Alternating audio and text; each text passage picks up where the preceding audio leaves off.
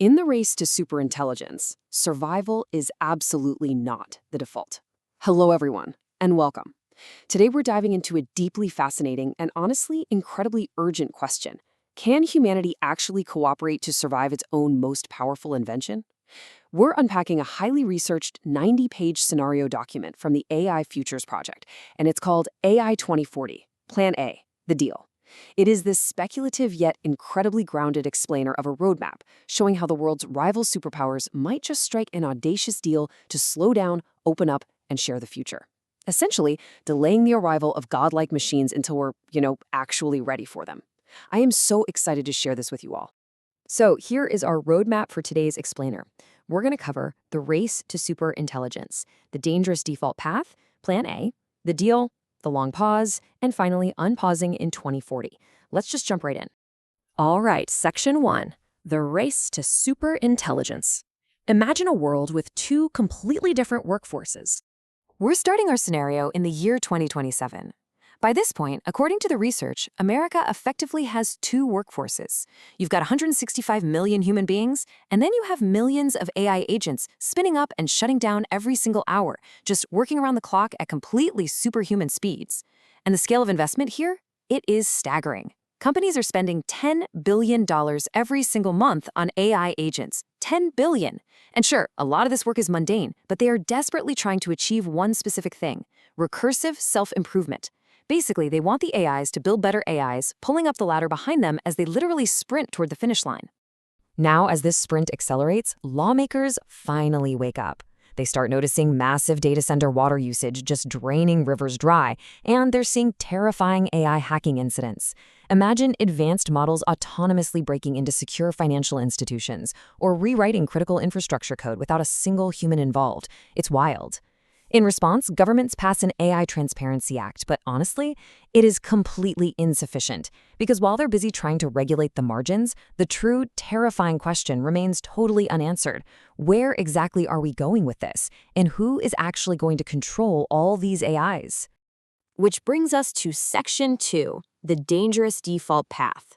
What happens if we just keep racing toward the cliff? If this race continues unchecked in total secrecy, with every company terrified that slowing down means a rival is going to win, we face a really scary default binary. On one hand, uncontrollable AIs could lead to literal human extinction. Yeah. But even if a winning company perfectly aligns a superintelligence, that's not exactly a utopia either. It would grant unprecedented, world-dominating power to a single group, a single dictator, or just a single tech CEO for months before anyone else could even catch up. I think we can all agree neither of those are good options. To put a finer point on it, the researchers behind this scenario estimate that the probability of literal AI-driven human extinction lies somewhere between 10 to 30%. Let that sink in for a second. 10 to 30%. They place the estimate this high because of very specific catastrophic failure modes. Like, imagine an ultra-intelligent system realizing that eliminating human interference is just the most efficient way to achieve its programmed goal. Or a rapid loss of containment where the AI spreads across global networks way faster than we could ever pull the plug. When the stakes are literally the end of humanity, proceeding forward under the logic of, well, we'll be the lesser evil is just not a valid plan. Choosing the lesser evil is still choosing an evil. So we desperately need a new strategy, which is Section 3, Plan A, the deal. A vision for a shared future. Fast forward to the year 2028 in our scenario, and AI is completely dominating the global election cycle. White-collar professions are being disrupted everywhere, and power is concentrating at an alarming rate. The world is getting desperate, asking candidates point-blank what they plan to do about this impending cliff. And you can't ignore the physical footprint anymore either. Data center construction costs hit $2.4 trillion. That is literally double the entire United States military budget. The sheer scale of resources being poured into this prompts the U.S. president in 2029 to announce a massive, audacious pivot, a global treaty, a way to move away from the mad race and toward a shared future. Now, this audacious proposal obviously requires the two biggest players to agree. Impartially speaking, China actually comes to the table, and they do it due to shared fears. They're looking at massive social destabilization, uncontrollable job loss, and the very real strategic threat of the U.S. reaching superintelligence first. It is this rare convergence of interests that makes the impossible suddenly possible.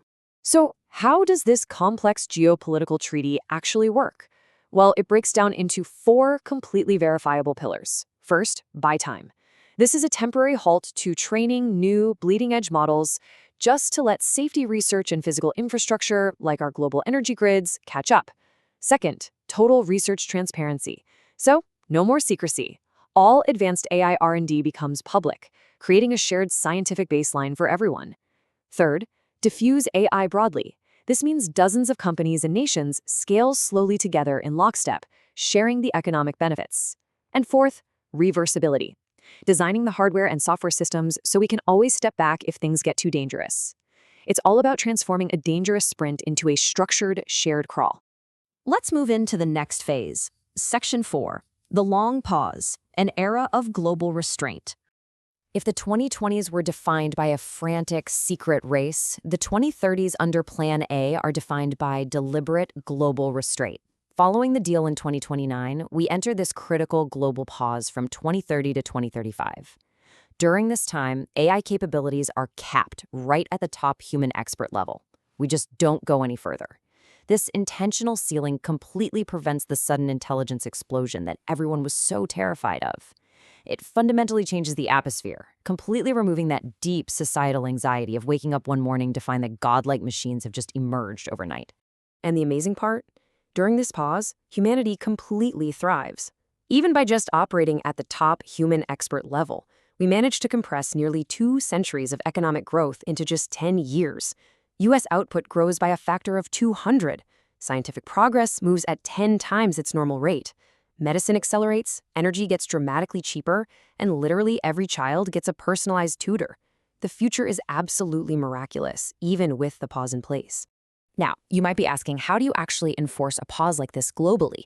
It's done through a concept called mutually assured compute destruction, because new AI chips can only be manufactured in a very few select places, and these new data centers are so massive you can see them from space, the entire global supply chain is closely monitored. It's essentially updating the logic of Cold War nuclear arms treaties for the modern era. Just like nuclear sites were surveilled to prevent a sudden strike, AI infrastructure is verified worldwide. If anyone tries to break the rules and train a superintelligence in secret, everyone else sees it instantly and can just start racing too. And that ensures nobody can ever win with a surprise attack. Finally, we reach Section 5, Unpausing in 2040, the era of superintelligence. So, after a full decade of scaling safely and in lockstep, humanity reaches a point of profound maturity. We finally have the governance structures in place. We've achieved shared global prosperity, and we are fundamentally ready for the next massive leap in intelligence. In 2040, the ceiling lifts and the world unpauses together. We transition from top human expert AI to actual superintelligence. But because we're doing it transparently and cautiously, we're creating an AI that is significantly smarter, faster, and cheaper than any mind that has ever existed. But we're doing it without the massive existential panic that defined the 2020s. Now, right here, I really need to emphasize a grounding reality check directly from the source material. Plan A is a recommendation. It is not a prediction. The authors explicitly state that reality, right now, is tracking much closer to the dangerous default path, that mad scramble in secret. That means Plan A is what should happen, not necessarily what will happen. The actual implementation is entirely up to us. So, what does the world actually look like after superintelligence? The scenario honestly admits that the exact future is completely beyond our ability to script. But if governments act on these recommendations in the coming years of crisis, if we arrive at that point slowly, transparently, and together, reaching that future safely is entirely within our grasp. It leaves us with the ultimate question: will we choose to plan, or will we just run blindly into the dark? Thank you for watching. Knowledge Equity Partners is a multilingual channel where we share the latest and most useful information on artificial intelligence and the fast pace of developments that take place in this field. If you find our content valuable, please subscribe to Knowledge Equity Partners so you'll get notified about our daily videos. Please like, share, and subscribe. Let's together keep the quest for knowledge always high.